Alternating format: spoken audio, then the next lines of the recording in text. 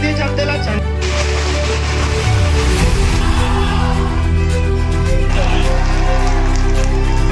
की ख्वाहिश कभी न थी, खिदमत करने का हौसला जागा और हम उठ खड़े हुए। सच्चाई देखो, अरे क्या सच्चाई देखते हो? ये देखो पेपर है मेरे पास, है तुम्हारे पास पुराना? ये बताओ मेरे को, है तुम्हारे पास? शर्म करो जरा सी, शर्म करो यार। अरे कौन के 200 आदमी को रोजी दिखाई दी, शर्म आती है क्या तुमको? की जगह हड़प नहीं आता। अरे भाई शर्म करो यार, तुम ऐसे ऐसे लोगों को लिए हो जो मस्जिद की जगह हड़प कर रहा है, और दूसरा आरएसएस का। ये साबित कर रहा हूं ना मैं, ये दूसरा है आरएसएस का बंदा। ये सिर्फ कचरे का टेंडर दो इसको और नाले सफाई का, इसी के अंदर ये खुश है भाई, इसके लिए इलेक्शन लड़ रहा है नीलेश आलसी, समझे? और अभी क्या बोल रहा है, वो कचरे के पैसे सब मिले टेंडर के, अब लोगों को बांट रहे हो भाई, ढाबे पे जाओ, दारू पिलाओ, ये सब धंधे इनके हैं भाई। तो सब में दूसरी अहम बात मैं आपको बोलना चाहूंगा, हम लोग जो मुद्दे पे काम करने वाले हैं, सब में पहले स्कूल जो डिजिटल भी और कोंडलेकर साहब गिर जाएंगे, गटर तो ये टेंडर तो लेंगे नहीं मेरे हिसाब से, बाकी सफाई बराबर होगी, टेंडर ही चाहिए हमको। और जो मेरे वार्ड की बात है डर की, तो डर के अंदर जो शख्स है जिसकी मैं बात कर रहा हूँ, नाम नहीं लेना चाहता हूँ, फिर बोलता हूँ, वो जो शख्स है, वो शख्स ने हमारे रोड, जो हमारे वार्ड के अंदर जो रोड है उसको साफ सीढ़ी बना दिया है। शायद उनको ज्यादा गेम वो ज्यादा पसंद होगा साफ सीढ़ी। और जो रास्ते के बीच में, मतलब साइड में, बीच में तो कुछ भी नहीं है, साइड में उनके पास में जिसका दुश्मन का घर आ जाए, जो उनको वोट नहीं देता है या उनके खिलाफ में कुछ सच बोलता है, हक बोलता है, तो उसका घर टूट जाता है, लेकिन रोड नहीं बनता है वहां पे, सिर्फ वैसे टूटा हुआ होता है किसी को। और सबसे बड़ी बात हमारी जिम, नौजवानों की बात, क्योंकि मैं भी नौजवान हूं, मेरे ऊपर भी बीती है। क्या नौजवानों की बात, हमारे यहाँ पे एक जिम है, जो मैंने एक वीडियो मेरा जो वायरल हो रहा है कि मैंने उसमें बताया हूँ कि जब भी कोई बिल्डर या इंजीनियर जब कोई साइट जब डिजाइन करता है कि मैं ये बिल्डिंग बनाने वाला, तो उसका डमी बनाया जाता। तो मेरी एक वीडियो LIV के ऊपर भी है कि लाइब्रेरी के अंदर जब मैंने वहां पे जब इंटरव्यू लिया, तो लाइब्रेरी के अंदर 10-10 साल, 12-12 साल, 15-15 साल पुराना सिलेबस। आज यहाँ पे स्टूडेंट्स है, उनको मालूम होगा कि वो 10 साल पुराना सिलेबस, 5 साल पुराना सिलेबस और 15 साल पुराना सिलेबस कोई हमारे वर्क में नहीं आने वाला है। एजुकेशन इज नेवर वेस्ट, लेकिन वो हमारे वर्क नहीं है ना, हमारे को वो बुक्स तो हमारी लाइब्रेरी के अंदर कर रही क्या है? क्या ये रद्दी बेचना चाहते हैं? वो भी पैसा इनको चाहिए क्या? पैसा कम पड़ रहा है क्या? पिछले इलेक्शन में 7 करोड़ रुपए बताए जाते हैं, ये इलेक्शन आए तक 23 हो जाता है। यहाँ से आलू डालो, वहां से सोना निकालो।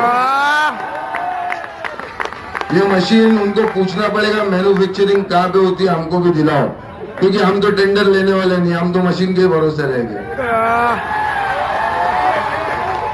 तो अब जो बात है कि रोड की, जिम के अंदर उनके जो रिश्तेदार है वो बोलते क्या भाई रोड, वो गटर तो बनी नहीं, सिर्फ रोड बना है भाई यार। आज गटर का काम चालू था, मैंने जाके रोका वहां पे। हाँ गड्ढे तो बहुत बड़े बड़े हैं, साइज वाले एकदम। तो बात ऐसी है कि जिम के अंदर 400 रुपए लिया जाता है, जो मैं खुद भुगता हूँ, मेरे ऊपर भी गुजरी है। सरकारी जिम है, लेकिन 400-500 रुपए लेके वहां पे किसके अकाउंट में जा रहा है वो पैसा? किसके? अब वो बात मैंने बोल सकता हूँ, घर के अकाउंट में जा रहा है या किसके अकाउंट में जा रहा है, पब्लिक फैसला करे, जिन्होंने भरे है पैसा। इलेक्शन के टाइम पे शायद फर्स्ट टाइम मैंने आज माइक पकड़ा है। कोशिश करता हूँ अपनी बात रखने की, अगर कुछ गलती होगी तो उसकी माफ़ी चाहता हूँ। देखिए कुरान शरीफ की एक आयत है कि वो तुज़िल्लु मन तशा तो इज़्ज़ु मन तशा, अल्लाह ताला जिसको चाहे इज्जत दे और जिसको चाहे जिल्लत दे। तो यही हाल जो है उन लोगों का है। 35 साल हर बार 35 साल में उन्होंने कभी किसी को मौका नहीं दिया। हम भी उनके साथ 27 साल रहे, स्टार्ट से हम उनके सपोर्टर रहे, मेरे वालिद साहब भी उनके साथ सपोर्टर रहे। बट किसी ने उनसे बोला कि भाई अब किसी और को चांस दिया जाए, तो उन्होंने कभी भी किसी को चांस देने की कोशिश नहीं की, उसको बर्बाद करने की कोशिश की हमेशा उन्होंने। पूरी फैमिली के साथ में सबको बर्बाद करने की कोशिश की, क्योंकि हमने 2017 का इलेक्शन लड़के वो सहा है, हमको पता है कि उनसे दुश्मनी रखने का अंजाम क्या होता है। ये तो अल्लाह ताला की बहुत बड़ी मेहरबानी है कि मैं आपके सामने ऐसे भी सही सलामत खड़ा हूँ। 35 साल के कैरियर का वो उन्होंने अभी तक एक वर्ड भी नहीं बताया कि उन्होंने 35 साल में क्या काम किया, और आगे इलेक्शन में उनको जिताने के बाद वो लोग क्या काम करेंगे, उनके कोई भी कैंडिडेट चारों में से कोई भी नहीं बोलता है। वो सिर्फ एक ही स्पीच देते हैं, शायरी करना, शायरी करना। और शायरी का जो अंदाज और जो वैल्यू और जो इज्जत है वो भी उसके साथ इंसाफ नहीं करते, क्योंकि बाजारी टाइप शायरी करते हैं। शायरी जो स्टैंडर्ड होता है, शायर एक जो बोलता है वो कौम के लिए बोलता है, शायर एक धर्म के लिए बोलता है, शायर एक मजहब के लिए बोलता है। ये लोग जो शायरी करते हैं एकदम सरक छाप सस्ती शायरी, और इनकी शायरी आज तक चेंज ही नहीं होती है। इनके मीनार आज तक झूलते हैं, 35 साल से मीनार ही झूल रहे हैं इनके मीनार कौन गिराएगा पता नहीं, अल्लाह को मालूम। ना इनकी दीवार का कलर चेंज होता है, ना इनकी दीवार गिरती है। इनके शायर ही चेंज नहीं होते हैं। इनके पास दो ही मुद्दे हैं सिर्फ आज तक। एक तो शायरी करते, और शायरी का ग्रेड जो है वो बोलते हैं ना सी ग्रेड की पिक्चर, वैसी सी ग्रेड की शायरी करते। शायरी के साथ भी इंसाफ नहीं, क्योंकि पढ़े लिखे लोग नहीं है लोग, मुझे ऐसा लगता है। हमको शायरी नहीं आती तो हम लोग शायरी बोलते भी नहीं है। दूसरी बात ये हमेशा एक चीज समझ में नहीं आती कि रसिका को सपोर्ट करने के लिए इनके क्या कारण है, आज तक समझ में नहीं आ रहा है। दो ही मुद्दे, एक शायरी और एक रसिका को सलाटर हाउस के मैटर से कैसे बचाने का। अब कल तक की जो स्पीच हुई इनकी, उसको मैंने कुछ स्टडी किया, कुछ समझा।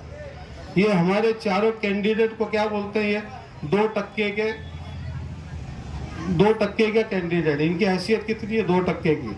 हाँ भाई सही है, तुमने 35 साल कमाया, तुम्हारा टक्का बहुत ज्यादा होगा, हमारा तो टक्का हुआ ही नहीं है। तुमने 35 साल में बहुत टक्के कमाए, तो हमको 2% बोल रहे। हम तो 2%, हमने स्टार्ट ही नहीं किया, तो टक्का कहाँ से आया हमारे पास। पहली बात तो ये। दूसरी, अच्छा बुलवाते भी दूसरे की जबान से, खुद बोलने की हिम्मतें नहीं है। सब डमी आदमी लेके आने का और डमी आदमी बात करने का। एक बंदा लेके आए, वो जो भी डमरू बजाता है बजते रहता है, वो लोग बोलते रहता है। उसका बोलना है कि जितने भी ये जो नए कैंडिडेट है, ये 200, 300, 400 वोट मांगने के लिए ये बोले वोट ऐसे मांगते हैं जैसे ट्रेन में हिजड़े पैसे मांगते। ये कौन सा लैंग्वेज है? हाँ, ये लैंग्वेज है ये? हाँ।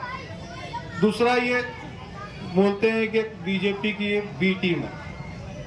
आपको याद होगा, फहद भाई आपको भी याद होगा, इन्होंने भिवंडी विकास मंच बनाया, और वह विकास मंच की जो बुनियाद रखी नाली तालाब स्कूल में, उसमें 4 भिवंडी से मेहमान बुलाए गए थे, जिसमें रईस शेख साहब थे, बालिया मामा MP थे, शांताराम मोड़े जो ग्रामीण का आमदार है शिवसेना से उसको, और महेश चोगले साहब जो बीजेपी के आमदार है। ये 4 लोगों को दावत दी गई थी, और इसमें से सिर्फ 2 आए। 2 क्यों आए? कि वो दोनों फिरका परस्त है और दोनों इसके दोस्त है। आज स्टेज पे जो शांताराम मोरे और महेश चोगले बैठे हैं, और वहां पे ये लोग भिवंडी विकास मंच का ऐलान करते हैं। तो बी टीम कौन है, हम है या वो है?